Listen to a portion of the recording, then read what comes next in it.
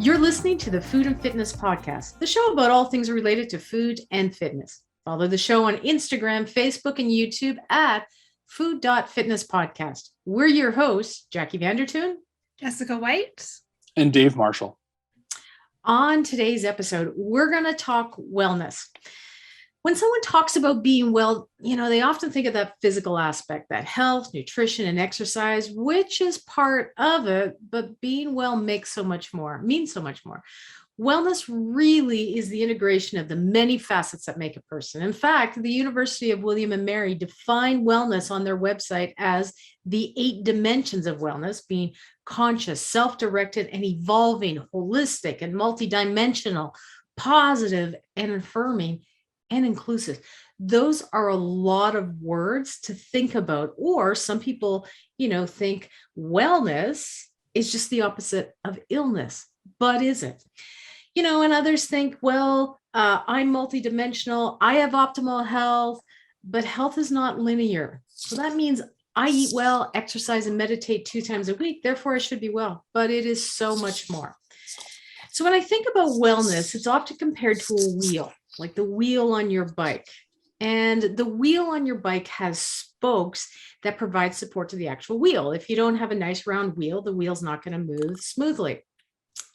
And each spoke of that wellness wheel is really one part of you. And different authors will talk about, different numbers of wellness. But we're going to talk about wellness from the perspective of 8 spokes.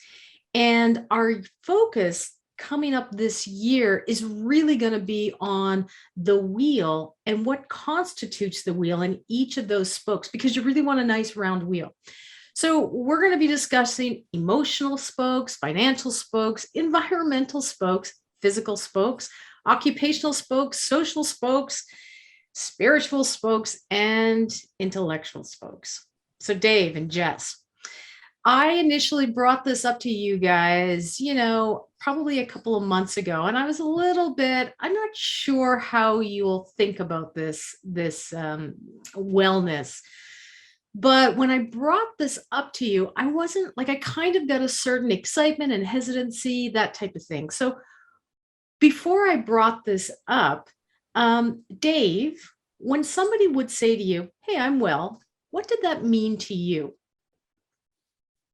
For me, it's a little bit difficult to judge because, you can say is it the opposite of being unwell? Is someone perceiving wellness as a sliding scale? As I'm better than that person, but I'm not as good as this person. I'm kind of in the middle. To me, it's kind of difficult to view that because a lot of things can impact someone on their wellness. And for me, I'll believe you if I know you, but usually if you're asking something like that, it's like, "Hey, how's it going?" "Good." And we just kind of move on. It's a superficial question sometimes to me. Yeah, it's really packed. And sometimes you think when someone says I'm well, that means that they're not disease ridden or they're not unhealthy. But, and that's part of the beauty of the wellness wheel is it should mean a lot more. And it probably does for most people. Jess, how about you? When someone would say, "Hey, I'm well," prior to me talking about this, what did you think about, or what did that mean to you when they said that? Yeah, similar to what Dave stated, I think when someone asks, "How are you?" and they say, "I'm well," it's kind of just a surface level question. They don't want to really dive into it. It's just what's going on? "Oh, nothing." But really, you have so much going on. You have a jam-packed schedule. You just don't want to, in a casual conversation, just drop too much information. So I think it is almost like an automatic response.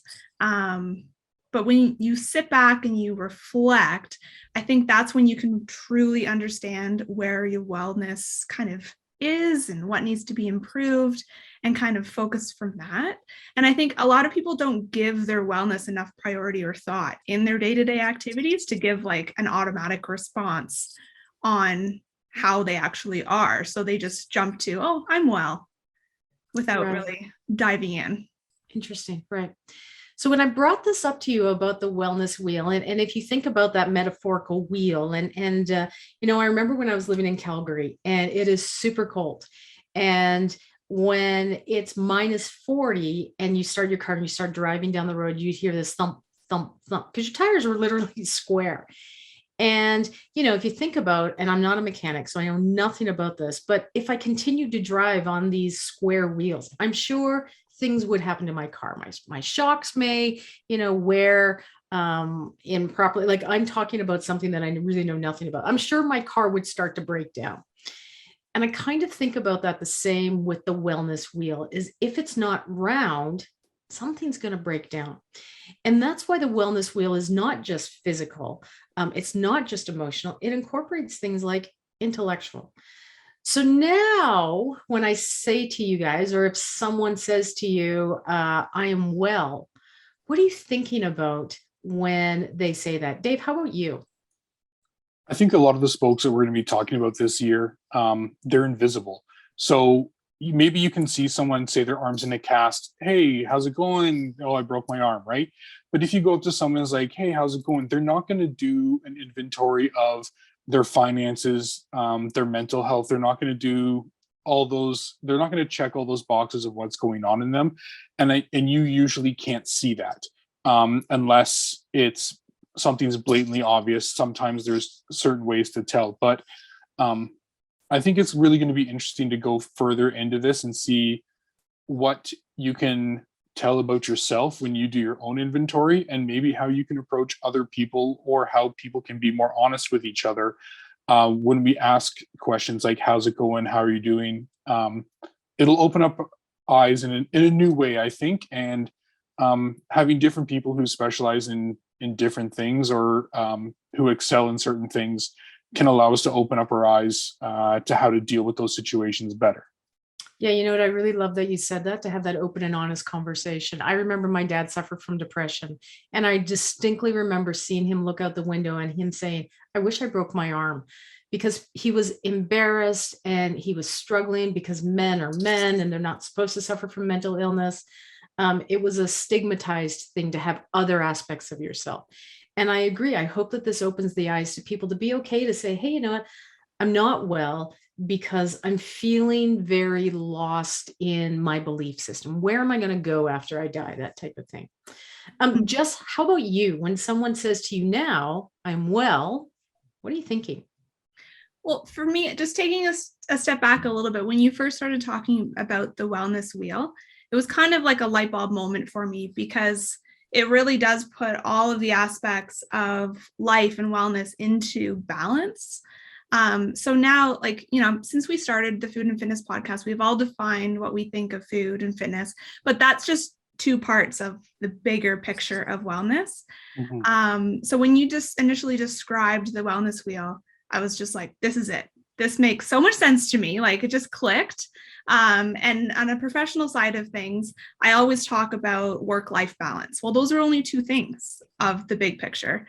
What is life? Like, what's your life balance? And it kind of is all of those other spokes on the wheel. So when someone asks or now says, I'm well, wellness is many pieces of life that fit or work together simultaneously. Like, you have to have that balance on all the spokes to be well. So yeah, in a nutshell, that's kind of where my mind goes now when people say I'm well. Yeah, and I love that, because those spokes that I mentioned, some people are like, what does environmental spoke have to do with my personal wellness, which we'll dive into. Intellectual, what does my intellectual wellness have to do with my overall wellness? Spiritual aspects, so some of them are really more, yeah, I get that, and some of them are a little bit more, I have no idea what that does or how that relates to my overall wellness. So I'm super excited about moving forward this next year. There are a lot of different questionnaires that you can do, and I found one that kind of categorizes and collects the information. Is it valid and reliable? 100% no. But so would I hang my hat on, yes, this is the area I need to improve? Absolutely not. But I think we intuitively all know the answer to this anyways. It just kind of reinforces it and categorizes things. So Mhm. I did send you a quiz, and I would love for you to share your results. I have been interested in wellness for really well over 30 years. I came across a book that was recommended to me by Travis and Ryan called The Wellness Workbook. And so I was late teens, early 20s when I started doing this, and I do it in pencil and I would erase it and do it again. And my life has changed from in those 30 years, and my wellness has changed significantly as well. And so it's kind of nice to see where I've come from. But you know what, interestingly, some of the things are exactly the same thing. So for me, I score best in the physical and the financial, which is funny because 30 years ago as a student, financial was not my strongest suit. Um, Now I struggle most in the emotional aspect and that relational or social. Emotional has always been there. I think a little more social for me is because of the situation that we're in, where that isolation. So, the interesting thing for me is that emotional spoke has never been strong. And I know that, but it's nice to get that reaffirmation that, you know what, I really need to continue to work on my emotions. So, Dave, if you're comfortable, are you okay sharing kind of the results of your quiz, we'll call it? Yeah. So I was actually I scored pretty high on a majority of things in like the eights and nines. The lowest one that I scored on was actually financial. And I think if I did this maybe 2 years ago before the pandemic and like inflation, I probably would have answered differently in financial, but it's just, I don't know. I feel like everything is more expensive and my income hasn't changed or has decreased. So now I'm in the position of, $20 isn't worth what $20 used to be anymore. You don't just get the same. So that's probably why I scored lower in the financial sector. But I mean, again, I think it's all matters more of when you take the survey and what comes there. Um, I was kind of surprised to see my environmental, but I mean, after last year and spending all the time that we did outside, it makes sense. I mean, I take so much out of the environment and going into it and respecting it now than maybe I would have 3 years ago. So maybe the low point would have been environmental and my financial would have been higher, but it's maybe kind of evened out. And feel free to not share this if you don't. Can Yeah. you see how financial can kind of impact your wheel? So it's a little bit unbalanced. And financial doesn't just mean how much money you have in Mhm. the bank. It's, how you budget. Do you budget? Do you have enough to cover? Are you living within your means type thing? So how does that financial aspect work with your wellness, and how is the environmental aspect in there as well incorporate your wellness or be incorporated in your wellness? Let's say like the financial section, maybe because I don't know, we felt like we're in a comfortable position financially, and we continued to involve ourselves in different organizations within our community, which is great. But when I think it was just the gap between income and expenses. Your expenses go up, but your income wasn't going up to match it. Like they weren't running parallel. They were whatever the opposite of parallel is. I don't know. College word didn't do that. Let's move on. But that's what I'm thinking. Maybe that's where my biggest impact is. When you're looking at housing prices or all this kind of stuff, you're like, yeah, maybe the dreams that I had before just, I don't know, they're not there. Or they're a little bit further in the future than I would. But yeah, like we budget. We're very kind of strict with the money that we spend. If we buy something, it has to replace something. I mean, we're just two people. We don't have any kids, but if something comes into our place, into our apartment, something probably has to leave. Or if we're bringing something in, it's because it's an absolute necessity for us. Right, right. And So we're pretty big planners. yeah, and I certainly remember being a student and the impact it had on me mentally was I have no idea how I'm going to pay for things. It was my rent. How am I going to pay for rent? I remember going to buy, bags of potato chips for 75 cents, and that would be my dinner because it was 75 cents. Yeah. And, so it impacted me physically. I'm not living Mhm. healthy. It impacted me mentally because I'm like, man, I don't know where my money's like, how am I going to survive? So that's kind of how the wellness wheel works. Now, you mentioned environmental, you scored high on. How does that impact your wellness? I'll touch on one more thing financially before we go on. I keep dropping this nugget all the time, but with my type 1 diabetes, if I had to pay out of pocket full price for medication, I think my financial would be like at a 1, because that stress would always be there, but then that would impact all my other things. And because I live in Canada and not in the States, I pay $35 for a vial of insulin rather than 350. So those are the things that I really appreciate in the situation that I'm in. So that's good. Maybe that's what kept me a little bit higher than what it was. Environmental wise, I mean, spending the amount of time that we do out in the environment, especially after last year, it makes me see it in a different way. I look at a lot of history that's been going through. I read a lot of nonfiction, so I see how the area has developed, what natural resources mean to our area, and I'd like to think a little bit more locally than globally, just because I travel locally so much. So the environment for me is a stress reliever. It helps me a lot with if there's anxiousness or stress, I can go for a walk. Breathing fresh air, clean fresh air is fantastic. And I love seeing certain trails look completely different in different seasons. And it keeps things fresh, keeps things new. And I respect the environment even more so than I did before in new ways. And that changes all my other parts of my wheel, I guess, as well. Like I make financial decisions based around that, charitable donations based around that. All that kind of stuff is usually based around those areas. So I love it. I love it. Mhm. Jess, how about you? How was your results of the quiz, if you're okay to share? Yeah, well, I completed the questionnaire in the fall, a couple months back, and then I also completed it again today. And it's crazy, just in the matter of a couple of months, how my answers have changed and are slightly different. My results were strongest overall, like a couple months back and today, in the mental, the emotional, and the relational side of things. But I do yo-yo a bit on the physical, the environmental, and the recreational spokes. And I think it's dependent on the season. And it also probably due to, this year versus 2.5 years from now or ago, hopefully from now too.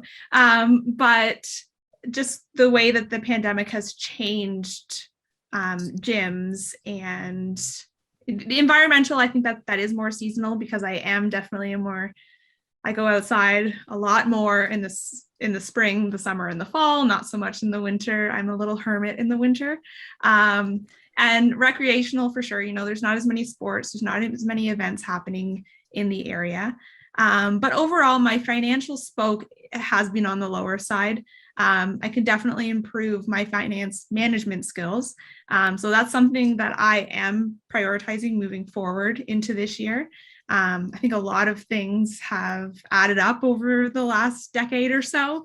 And, it's just time to give that a little bit more focus, planning for the future more so than anything else. Yeah, can you see how those spokes or the unevenness of it contributes to your wellness? Like, can you see a link between, and you said you're strong emotionally, that was a strength of yours, so I'm jealous, how you were able to manage your emotions and stress, for example, that because you just opened, well, I'm going to say you opened a new business, you're sole proprietor now, so you're chief cook and bottle washing. Yeah, I think you definitely have to have that balance. So for me, every now and then I do try to take a step back and just say, okay, what needs to be improved on? Because everything, they're all little gears and they all work together to make the big wheel go around. So Yes, 100%. When things are emotionally draining, I'm not going to be focusing on the physical. When finances are really low, you can't do anything recreationally. So everything definitely speaks to one another. Yeah, absolutely. I'm so glad that, you're able to see that connectedness. And I think that's the biggest thing about this is to see how things aren't linear, but they're all interconnected. It's like that spider web that, if you're low on one, it's going to impact everything, but it's identifying those areas where, and we're works in progress, every one of us. But continuing to work on yourself and recognizing, like you said, you yo-yoed a little bit. Um, that's really important to be able to continue in your journey. I'm going to ask you if that's okay, is why do you think you yo-yoed a little bit from the fall to, I don't know when you did, but it's recent within the last couple of weeks? Mhm. Why do you think that occurred? I think like a lot of it is so physical. I used to go to the gym to get my exercise or go for hikes. I just don't go outside when it's minus 26. I just stay inside. And as much as I try to do, yoga by myself at home or a workout at home, I'm just not motivated. It's not one of those things that I find joy in, trying to keep a pose while the dogs and the kid is running around. That's just stressful to me. So I just don't at home. So that's where like the physical definitely goes down a little bit. When gyms open up, I will definitely be back out there. I was planning on signing up for squash, which kind of fits into that recreational, it's like a group kind of activity. So that was something that I was really looking forward to. Everything is closed right now. Hopefully, when things open up, that'll change. And then that spoke will kind of go a little bit more balanced. I'll be doing something outside of home in a group activity. And same with in the summer, like I'm always part of different community events, whether it's just attending them or helping out on a committee level. So that's something that is just not happening in the month of January. So that's where that kind of dips down a little bit compared to in the fall when, there was a little bit more activity going on in that spoke. Yeah, absolutely. Are you guys surprised by your results? I'm not surprised, and I like this is how people deal with their emotions. I turn my emotions into a self-deprecating joke. So everything I do turns in on me. That's how I manage it, which is probably not the healthiest way. But my emotions turn to food. So if I'm, you name it, whatever emotion, sad, angry, upset, frustrated, I eat that emotion. So whomever I'm angry at, I turn it into myself. So now my emotions turned into self-loathing and guilt. And that's kind of the joke that I use. So I am 100% not surprised by my results.